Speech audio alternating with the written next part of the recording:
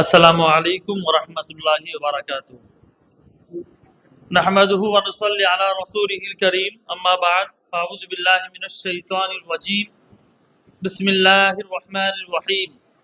ক্বালা আল্লাহু তাবারাকা ওয়া তাআলা ওয়া আন লাইসা লিল ইনসানি ইল্লা মা সাআ ওয়া আন্না সা'য়াহু সাওফা ইউরা।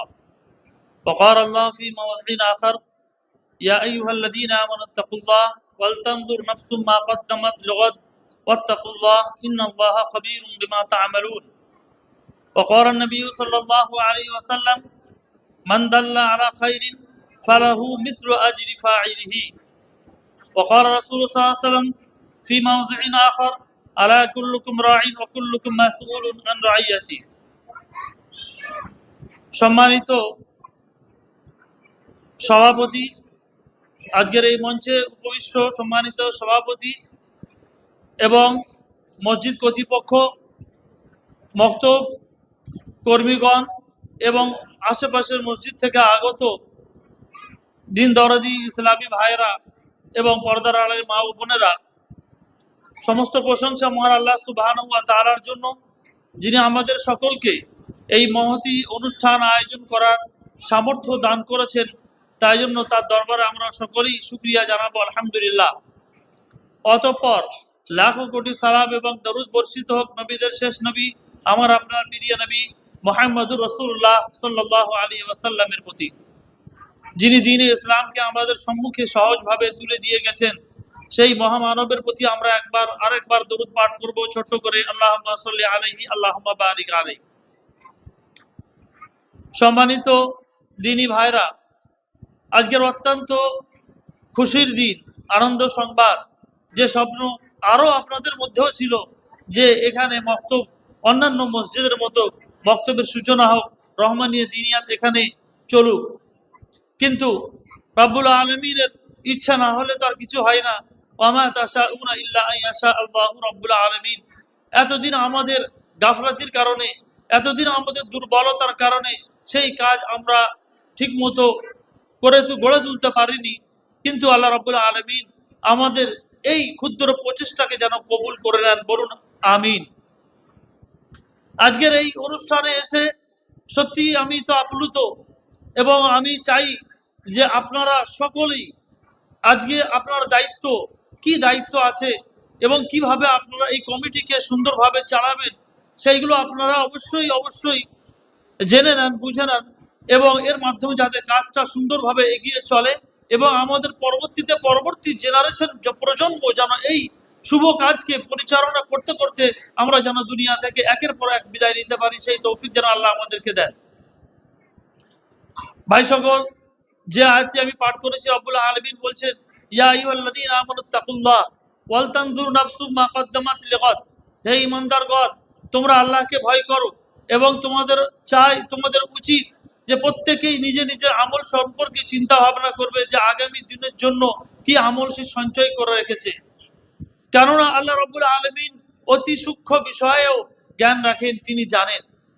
আজকে এই মহতী অনুষ্ঠান যে আমরা পরিচালনা করতে পারছি, শুভ সূচনা করতে পারছি, এর জন্য আমরা আল্লাহ রাব্বুল আলামিনের কাছে নিশ্চয়ই এর আজর এবং এর সওয়াব কিয়ামতের ময়দানে পাবো, যদি আমাদের মধ্যে ইখলাস থাকে, যদি আমরা এটা এই উদ্দেশ্য নিয়ে করি যে আল্লাহ তাআলা এই আমলগুলোকে আমাদের কবুল করে নেবেন, এবং এর আজর আমরা দুনিয়াতে চাই না, বরং এর আজর আমরা কিয়ামতের ময়দানে চাই। আল্লাহ যেন আমাদের মিজানে হাসানাত, নেকির পাল্লা যেন আল্লাহ আমাদের ভারী করে দেন, সেই যেন তৌফিক আল্লাহ আমাদেরকে দেন। ভাই সকল, একটি সুষ্ঠু মক্তব, একটি সুন্দর মক্তব পরিচালনা করতে গেলে সর্বপ্রথম যেটা দরকার, সর্বপ্রথম একদম গোড়াতে যেটা দরকার, সেটা হচ্ছে কি, মক্তব কমিটি এবং মসজিদ কমিটি, এই দুটোর সুন্দর একটা মেলবন্ধন থাকতে হবে।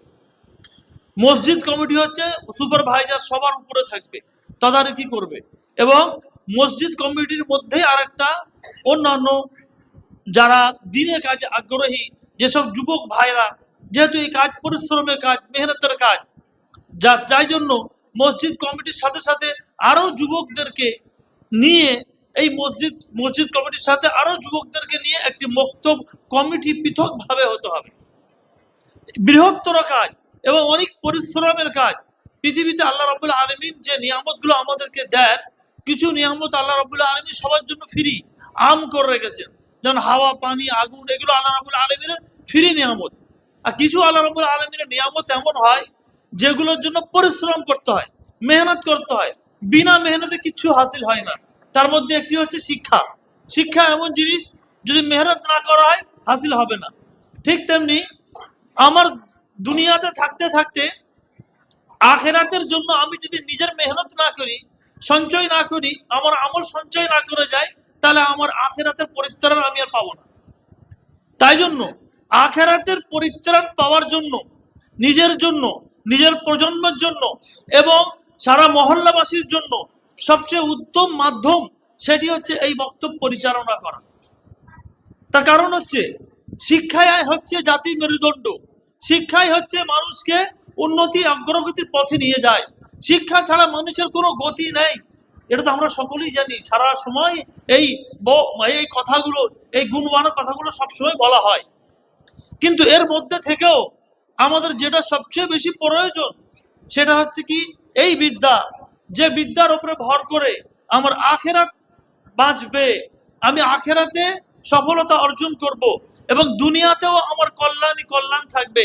সেই বিদ্যার সূত্রপাত হচ্ছে এই মক্তব সিস্টেমকে ধরে। এই মক্তব সিস্টেমের মধ্যে মক্তব কমিটি এবং মসজিদ কমিটির মধ্যে সদা সর্বদা একটা ভালোবাসা থাকবে, সদা সর্বদা সুন্দর একটা সহযোগিতাপূর্ণ বাতাবরণ থাকবে। কেউ কারোর উপরে হিংসা করবে না, কেউ কারোর সাথে অসহযোগী আচরণ করবে না। এটি হচ্ছে রব্বুল আলামিনের বিধান। আল্লাহ রাব্বুল আলামিন বলছেন, ওয়ালা তাআওয়ানু আলাল ইসমি ওয়াল উদওয়ান, যে তোমরা তাআওয়ানু আলাল বিররি ওয়াত তাকওয়া ওয়ালা তাআওয়ানু আলাল ইসমি ওয়াল উদওয়ান। দুটি কথা আল্লাহ রাব্বুল আলামিন সূরা মায়েদার 2 নম্বর আয়াতে বলেছেন, যে তাআওয়ানু আলাল বিররি ওয়াত তাকওয়া, যে তোমরা নেকির কাজে এবং তাকওয়ার কাজে একে অপরের সহযোগিতা করো। দেখুন, এই কাজটি হচ্ছে নেকিরও কাজ আর এটি হচ্ছে তাকওয়ারও কাজ। বক্তব্য পরিচালনা করা, আপনি উদ্দেশ্য রাখবেন যে আমি এর মাধ্যমে নেকি পাবো। আর তাকওয়ার কাজ, যে আল্লাহ রাব্বুল আলামিন এর মাধ্যমে নিশ্চয়ই আমাকে, আমার ফ্যামিলিকে শিক্ষিত করবেন এবং আমার পরিবার, আমার পাড়া প্রতিবেশীদেরকে শিক্ষিত করে তুলবেন এবং এরা সকলে মিলে আমরা একটা ইসলামী পরিবেশ উপহার দিতে পারবো। আর পরক্ষণে রাব্বুল আলামিন কি বলছেন, লা তাআওয়ানু আলাল ইসমি ওয়াল উদওয়ান, যে তোমরা একে অপরের গুনাহের কাজে এবং জুলুম অত্যাচারের কাজে একে অপরকে সহযোগিতা করবেন। এর মধ্যে এটি হচ্ছে একটা সামাজিক বিধিনিষেধ এবং সামাজিক বিধান, যে আমরা যে কোনো কাজ যখন দলগতভাবে আমরা সম্পাদন করব, তার একটা রুলস রেগুলেশনে আয়াতটার মধ্যে বলা হয়েছে, যে যখনই কোনো ভালো কাজ হবে। আমি শুনছিলাম এই বক্তব্য সম্পর্কে যে আমাদের ইমাম সাহেব যে যথেষ্ট মেহনত করে সবার উপরে যখন বললেন যে আপনারা এগিয়ে আসুন, আমি হাল ধরছি, তারপর আপনারা সকলেই সহযোগিতা করলেন, ৬,০০০ টাকা সূত্রপাত হয়েছিল, সেইখান থেকে নাসিম হাজির মুখ থেকে যেটা শুনতে পেলাম যে ৩৫,০০০ টাকা পর্যন্ত উঠে গেল। এটা কেন হচ্ছে? এর গোড়ায় একবার যায়, এর দর্শনের মধ্যে একবার যায়। এ সম্পর্কে একটা হাদিস আছে। আল্লাহ রাব্বুল আলামিন বলছেন যে বানু আদম সন্তানের অন্তরগুলো আল্লাহ রাব্বুল আলামিনের 2 আঙ্গুলের মধ্যে থাকে। যেমন চায় আল্লাহ তাআলা তেমন ঘুরিয়ে দেন। আল্লাহ রাব্বুল আলামিনের মানুষের অন্তরের কন্ট্রোল গুলো আল্লাহ রাব্বুল আলামিনের নিয়ন্ত্রণে। আল্লাহ রাব্বুল আলামিন আমাদের অন্তরগুলো জুড়িয়ে দেবেন, আবার আমাদের অন্তরগুলো ফাটল ধরিয়ে দেবেন। কখন? তখনই যখন আমরা ভালো কাজে একে অপরের সহযোগিতা করব, যখন আমরা নেক কাজ মিলেমিশে করব, কখনো হিংসা, মারামারি, হানাহানি করব না, কখনই অসহযোগী আচরণ করব না, তখন আল্লাহ রাব্বুল আলামিনের তরফ থেকে আমাদের উপরে রহমত, কল্যাণ, বরকত আসবে এবং দেখবেন সকলে মিলেমিশে একটা সুন্দর পরিবেশ উপহার দিচ্ছে।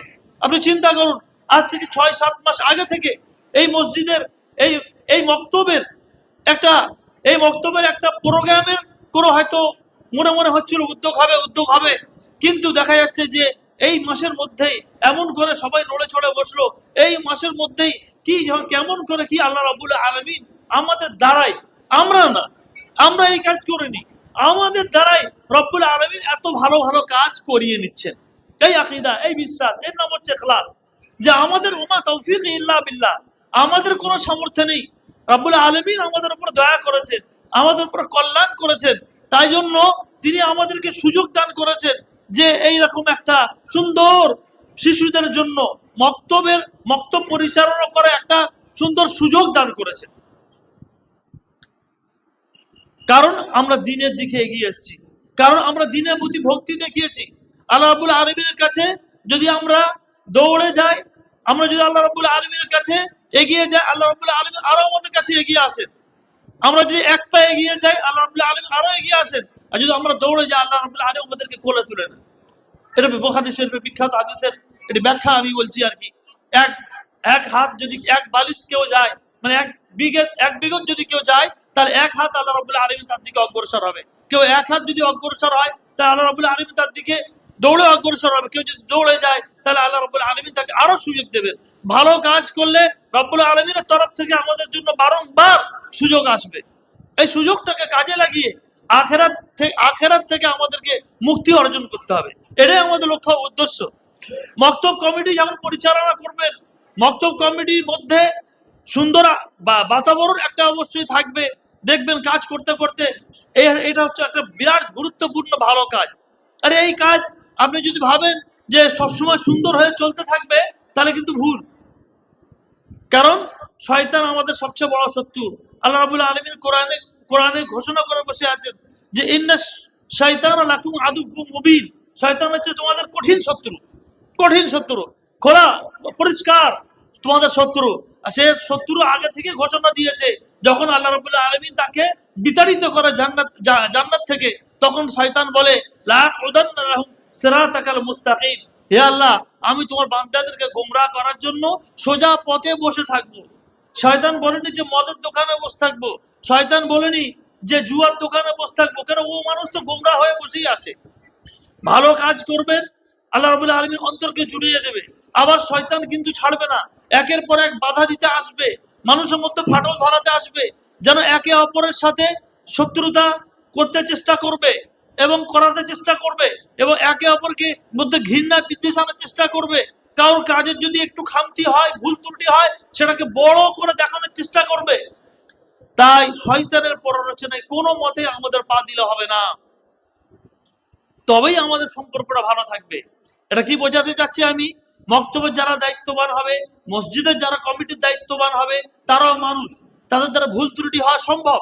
তাদের ভুলটা আদব সহকারে, সম্মান সহকারে ধরিয়ে দিতে হবে এবং তাদেরকে নসিহত করতে হবে, উপদেশ দিতে হবে যে এই কাজটা এইভাবে করলে ভালো হয়, এই কাজটা এইভাবে করলে ভালো হয়।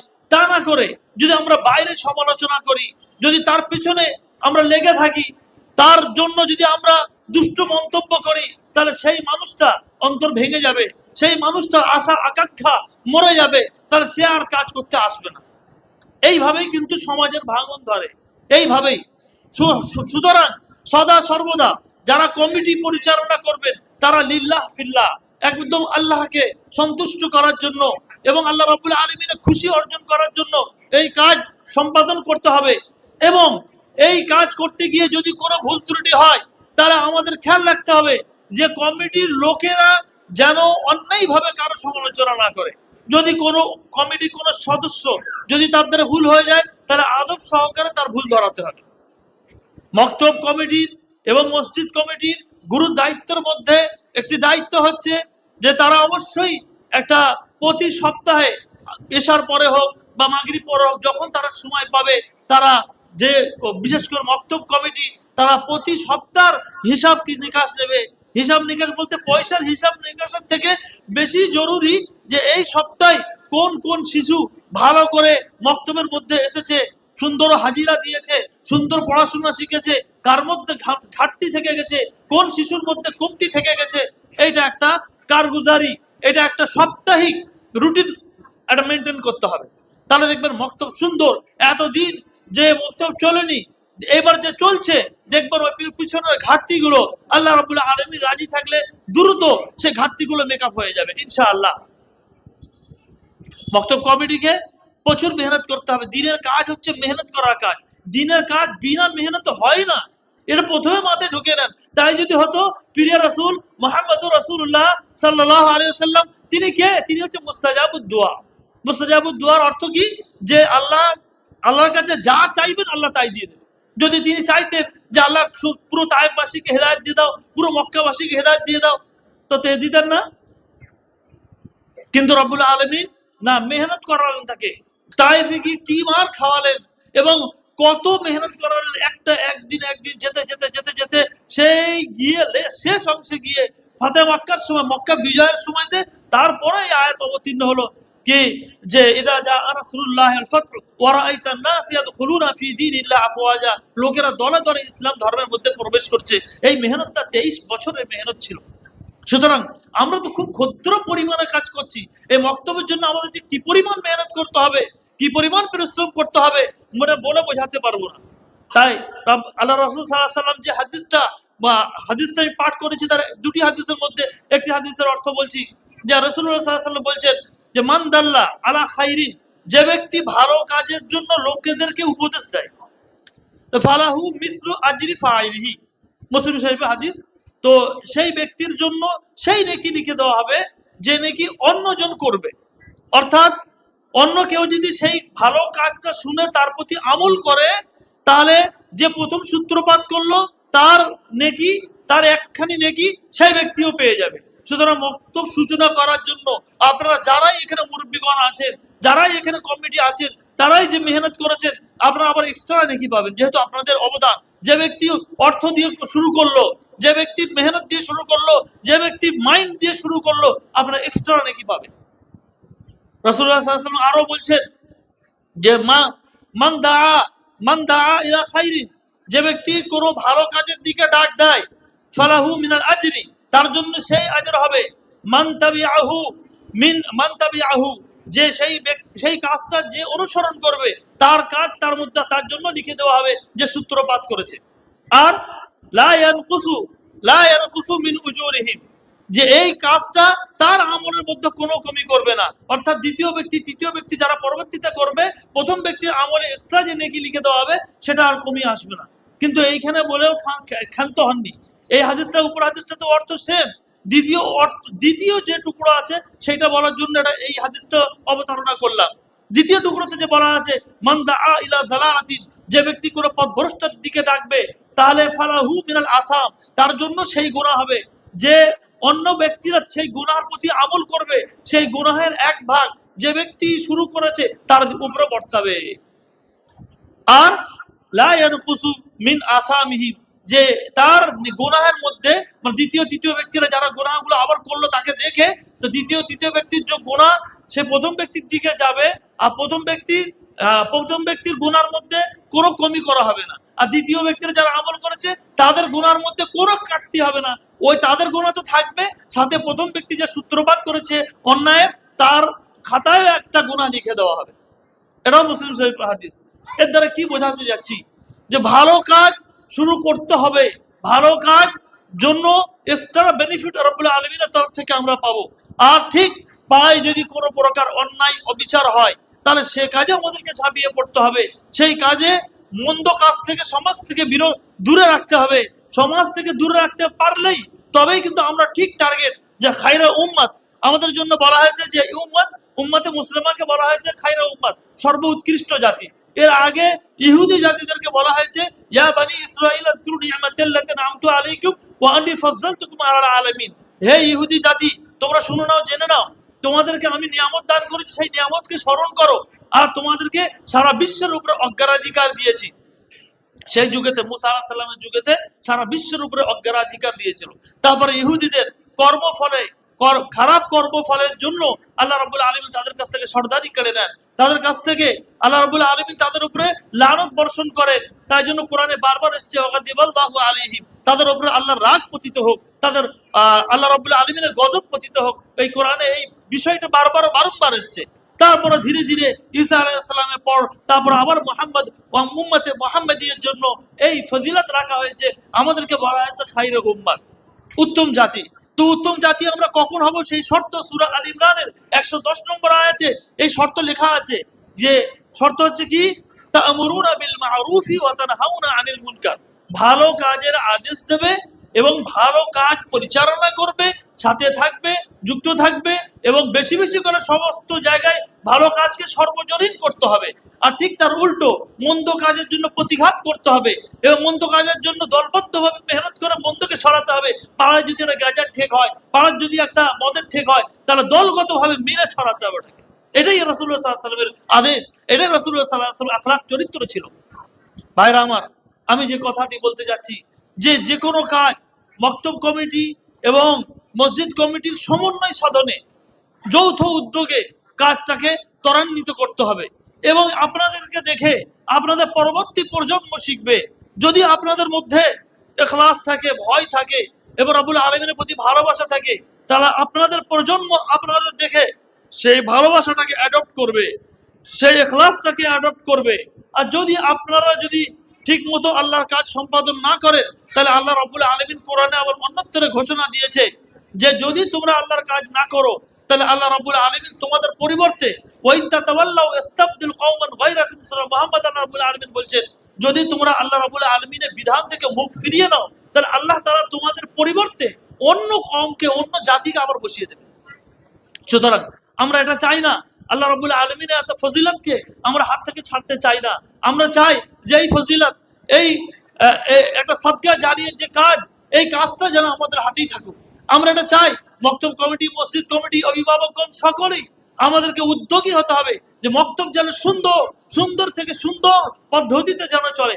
কারোর যেন কোনো অসুবিধা হলে ইমাম সাহেবদের যারা শিক্ষক শিক্ষিকা থাকবেন, তাদের যদি কোনো অসুবিধা হয়, তাদের যদি কোনো রিকোয়ারমেন্ট হয়, তাহলে সেটাকে আমাদেরকে ঠিক করতে হবে। সেটাও একটা বক্তব্য কমিটির দায়িত্ব।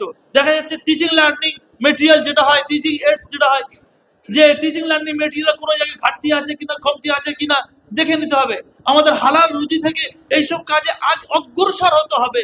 যে কোথায় একটা বোর্ড লাগবে, তো দেখি আমি এই কালো বোর্ডটা আছে, এখন বর্তমানে সাদা বোর্ড এসে গেছে, একটা মার্কেটি পেন এসে গেছে, আমি আমার 2600 টাকা খরচ করে আমি আল্লাহ রাব্বুল আলামিনের জন্য, আমি সাদকা জারিয়ার জন্য একটা আমি এটা করে দিই। এই একটা জিনিস আপনার কিয়ামতের দিনে বিরাট ভারী আমল হয়ে দাঁড়াবে। কোরআন হাদিসের মধ্যে এসেছে যে কোনো ব্যক্তি যদি ভালো কাজে দান করে, তা আল্লাহ তাআলা যে ঘোড়ার ছোট্ট একটি বাচ্চার মতো ধীরে ধীরে ধীরে লালন করতে করতে করতে বিরাট বড় আকৃতি ধারণ করবে। আর কিয়ামতের দিবসে সে তার সামনে এসে হাজির হবে। আল্লাহ রাব্বুল আলামিন তখন বলবে যে এই যে তোমার সেই দান এটা।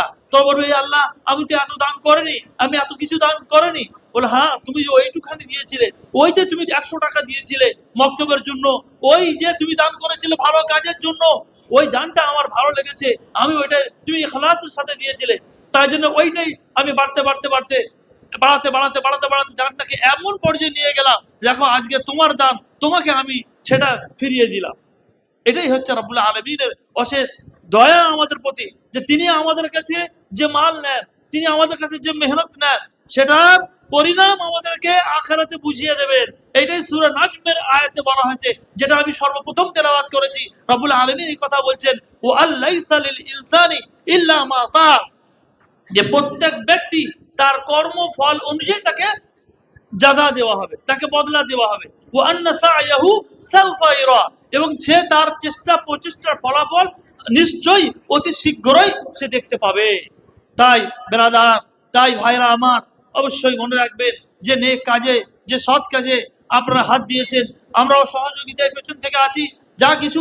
যা কিছু বই সংক্রান্ত, যা কিছু মেটেরিয়ালস সাপ্লাই সংক্রান্ত যে দায়িত্ব আমাদের অফিস আছে, আপনারা প্রতি রবিবারে আমরা বসছি রাতের বেলা করে ইশার পরে। আপনাদের যে যুবক কমিটির মধ্যে কিছু যুবক অবশ্যই রাখবেন বক্তব্য কমিটির মধ্যে, যেন তারা কম করে প্রতি সপ্তাহে যদি না যেতে পারে, পালা করে নেবে যে আজকে তোমরা দুজনে যাবে, ওই এই দ্বিতীয় সপ্তাহে মাস হিসাবে ভাগ করে নেবেন যে মাসের প্রথম সপ্তাহে তোমরা দুজন যাবে, দ্বিতীয় সপ্তাহে তোমরা দুজন যাবে। তাহলে আমাদের সাথে ইন্টারাকশন, মিথস্ক্রিয়াটা থাকবে, যোগাযোগটা থাকবে। তারা দেখবেন যে উদ্দেশ্য নিয়ে এত টাকা খরচ করেছেন, দেখবেন যে উদ্দেশ্য নিয়ে এতগুলো শিক্ষক রাখছেন, সেই উদ্দেশ্য খুবই ফলপ্রসূ হবে এবং খুবই ফলদায়ক হবে। 1 বছর পরে যখন দেখবেন আবার যখন আল্লাহ যদি রাজি থাকে, আল্লাহ যদি আমাদেরকে বাঁচিয়ে রাখে, আমরা দেখব আগামী বছর যখন যদি অনুষ্ঠান আল্লাহ তাআলা যে তৌফিক দেয় অনুষ্ঠান হয়, তখন দেখবেন যে এই মেহনত যে এই বছরে 2024-এ শুরু করলেন, দেখবেন সেই মেহনতের যে ফল আপনার সম্মুখে আসবে, আপনার মনটা এত ভরে যাবে। আমার আব্বা জানেরা, এদিকে যে মুরব্বী মানুষরা আছে, কার হায়াত কখন আছে আল্লাহ ভালো জানেন। যদি এনারাও বেঁচে থাকেন, আল্লাহ এনাদের আরো হায়াত দিক, ভালো কাজে আমাদের সহযোগিতা করার আরো তৌফিক দান করুন। তারাও দেখবেন যখন এই মাসুম বাচ্চাগুলো যখন দেখবেন যে সুন্দর সুন্দর করে তেলাওয়াত করছে, সুন্দরভাবে গজল পড়ছে, সুন্দরভাবে কত কিছু পড়ছে, তখন দেখবেন মনটা ভরে যাবে। না, আজকে আমার যে গত বছরে যে আমি টাকাটা দিয়েছিলাম, আমার টাকা বিফল যায়নি, বরং আল্লাহ তাআলা আমার দ্বারাই কাজ নিয়ে নিয়েছে। এই হচ্ছে আমাদের দুনিয়াতে থেকে আখিরাতকে সঞ্চয় করা, এটাই হচ্ছে আমাদের মূল লক্ষ্য উদ্দেশ্য। তাই অতএব ভাইরা আমার, পরিশেষে এইটুকুই আল্লাহ রাব্বুল আলামিনের কাছে দোয়া করি, আল্লাহ যেন আমাদের সকলের ছোট বড় ভুল ত্রুটি যেন ক্ষমা করে দেয়। আল্লাহ রাব্বুল আলামিন আমাদের সকলকে এই মক্তবের পিছনে ভালো থেকে ভালো ভূমিকা, উত্তম থেকে উত্তমতর ভূমিকা পালন করার জন্য তৌফিক দান করেন। আল্লাহ রাব্বুল আলামিন আমাদেরকে আপোষের সম্পর্ক সুন্দরভাবে মনোরম করার তৌফিক দান করেন। আমিন। ওয়া আখিরু দাওয়ানা আলহামদুলিল্লাহি রাব্বিল আলামিন। আসসালামু আলাইকুম ওয়া রাহমাতুল্লাহি ওয়া বারাকাতুহু।